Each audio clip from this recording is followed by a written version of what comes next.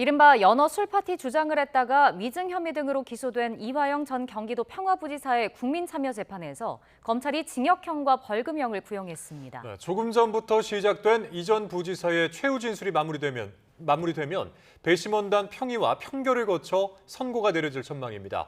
현장에 나가 있는 취재기자 연결해서 자세한 내용 알아봅니다. 이수빈 기자. 네, 수원지방법원입니다. 네, 지금도 재판이 진행되고 있는 겁니까? 네, 조금 전 피고인 측 변호인의 최후 변론이 마무리됐고 피고인의 최후 진술도 진행됐습니다.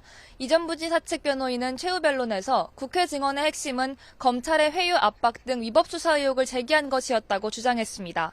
특히 술반입 여부나 정확한 날짜는 이를 설명하기 위한 사례에 불과한데 검찰이 해당 부분만 문제 삼아 위증 혐의를 적용했다고 반박했습니다.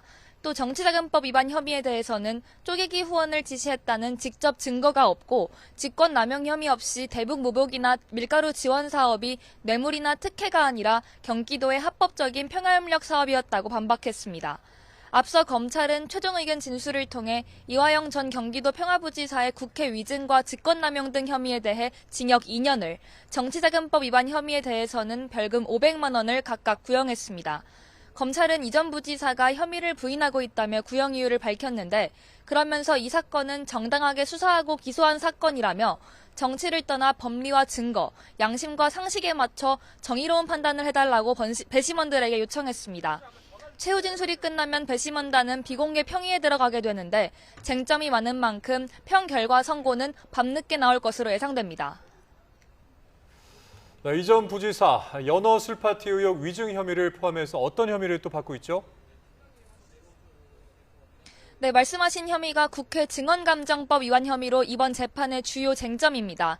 이 전 부지사는 재작년 국회 청문회에서 쌍방울 대북송금 수사 당시 검찰이 검사실에서 술과 음식을 제공해 이른바 연어 술파티를 하며 진술을 회유했다는 취지로 증언했는데 검찰은 해당 증언이 허위라며 위증 혐의로 기소했습니다.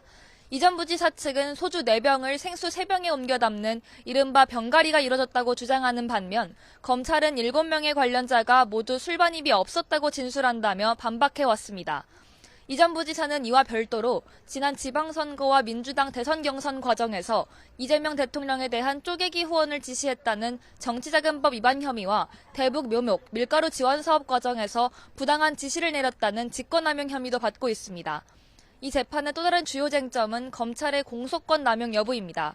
변호인 측은 검찰이 정치적 목적을 가지고 범죄 혐의들을 수년간 6차례에 걸쳐 악의적으로 쪼개 기소하면서 방어권을 침해했다는 입장인데 검찰은 수사 인력 한계에 더해 피고인이 수십 차례 출석 요구에 불응하고 진술을 거부해 분리 기소된 거라고 설명했습니다.